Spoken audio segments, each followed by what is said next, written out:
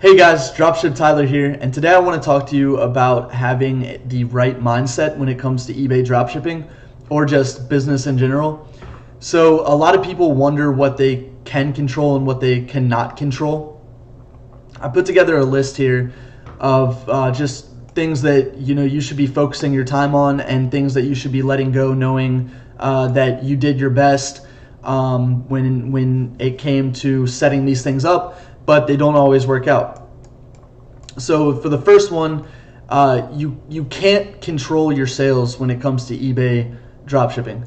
The eBay algorithm is very weird. Just because you list something that has 5 sales from somebody else in the past month and you undercut them, that doesn't mean you're going to get 5 sales also the next month. They could already have that item established to where eBay ranks them higher. And obviously this is all theoretical, but it's just been proven over and over again based on what I've talked to with other big dropshippers and what I've experienced myself. So you can't look at an individual item and think that there's a guarantee on that you're going to have a sale on that item. There's many other factors such as promoted listings, how many sales that item's had in the past, how big that seller is, things like that. But the things that you can control that are going to help your sales and help you continue to grow, the first one being you can control the number of listings you have. I'm a big fan of the theory that the bigger the store, the bigger the paycheck. And I kind of started having that mentality when I first started dropshipping. I took David Vu's Udemy course, and he was a big advocate on that. And that's been kind of the approach I've taken from the very beginning. I didn't really clean up my store too much. I didn't delete items as much as what other people say you should. I just kind of always grew my listings, and that just naturally always grew my sales, grew my profit, etc. So the next is your method for finding items to list. You can control that. You can control the effectiveness of your method, whether it's sniping, whether it's optimization, just finding the right method that fits your personality, and also getting good enough at that method to where it's not taking you too long to list. You're growing your store at an exponential rate. And then the last one that has to do with controlling your sales is calling in eBay and increasing your account limits. So you need to be calling in every 2 weeks, I recommend. You might get denied, but I've had friends that have gone from 10 items to 10,000 items in just a few months. It's insane. They just called and called and called, and we're so adamant about getting that limit increase that eBay just kept increasing their limits. This is going to be a little bit harder for someone maybe outside of the US, or maybe somebody who has a newer PayPal account. But yeah, it's definitely something you can control. You can control how many times you call in, how many times you ask, how well you're coming across to the eBay rep on the other side, how professional you sound. All that's going to play a part in getting your limits increased. So the next thing I want to talk about is VAs, virtual assistants, aka your employees.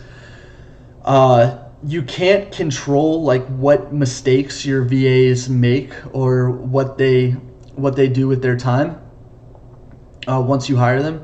But before hiring them, you can control how well you do an interview, how thorough you are in your analysis of whether this person's going to be a good fit for you or not. And then another thing is, if they don't have the proper training, they're not going to do the job you want them to do. So I spent a lot of time creating videos that I can just pass on to my VAs, and then they ask questions along the way if they don't understand something. We have written guides for the VAs that my VA manager and I have put together. And also another thing with VAs, you can limit the amount of access that they have, so that if they do make mistakes, they're not making huge mistakes. An example for me, when I first started and hired my first VA, I was only giving him access to my listing software. So he was able to pull links from Home Depot, put them in the listing software, and create a title and send it on to my eBay. He never actually logged into my eBay. He never had access to any of my money. He was not able to delete listings. He was only able to add listings. So the mistakes that he would make would be like he wouldn't take a telephone number out of the description, or he wouldn't he would put a keyword in there that I didn't think was a good keyword. Like small little errors that I can go back and easily correct that don't really lose me money. And then the last thing that I want to talk about, it kind of goes along with like controlling your sales, but you can't control what other people are doing on eBay, so you can't control like if they're undercutting you. A lot of people get upset and they're like, oh, what do I do? Someone's undercutting all of my listings. Well, this kind of goes along with the bigger the store, the bigger the paycheck, because if you grow your store big enough, then having one listing undercut is not going to matter that much. It's not. I mean, yeah, you might lose sales on that one item, but the time it takes for you to go through and go do that penny war every day with these people that are undercutting you, you could list more items with higher profit margins, and just really keep growing your store rather than backtracking and worrying about what one person is doing. Matt has he told me that he learned this from somebody else. 80% of what you do should be offense and 20% should be defense. So offense for me is listing more items, generating more sales. Defense would be going and protecting your items that you already have, or doing other things with your business that, like customer service, making customers happy, whatever. Defense. I think that's more important than going and playing a penny war with someone on a daily basis. So I wouldn't worry too much about people undercutting you. That's just going to happen. What you can do if you notice that your sales are dropping on particular items that you sold well in the past, I would take all of those items in a bulk method, and not like a bulk method like Jack Pittman talks about, but a bulk method of having all of your listings in a spreadsheet and analyzing when sales occurred and when the last sale was, and if you need to lower the price because you haven't had a sale on that item in a while, and it could be due to undercutting. You don't need to go into every single item and figure out if someone undercuts you by a dollar or whatever, or a penny. And if the items are already established enough, then it's not going to matter that someone undercuts you. It's just that's how the eBay algorithm kind of works. Like once you have an item that has ranked well for a long period of time and made sales and had consistent sales for a good period of time, why would eBay take that? Why would eBay not let you keep selling that item? Obviously, you've done well selling that item.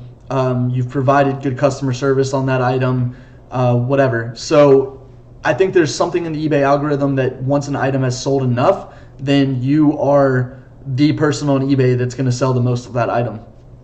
And an example that's kind of weird with this, but if I listed your entire store, there's some items that you sell every day that I would never even make a sale on, even if I undercut you. We could start a brand new store and have the same exact items, and we could end up with completely different bestsellers. It's really interesting. So another thing that you can control when it comes to people undercutting you that people don't talk about is using promoted listings. So a lot of times you'll see high margin items, that have sold 4 or 5 times in the past month, and you're just like, wow, how is this person getting 25% margins on this item? Well, the truth is they're probably using anywhere from 10% to 20% promoted listings.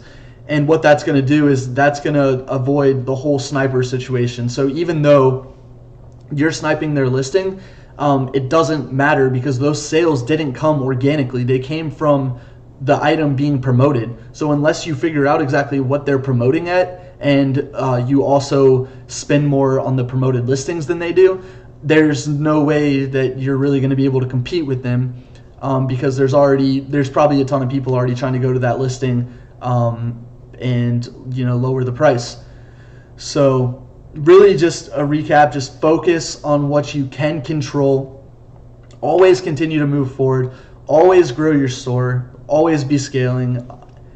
Don't spend too much time worrying about the things that go wrong and wondering, if you could have done something different, whatever. A lot of times that's good to do, to analyze, should I have hired this VA based on what we talked about in the interview?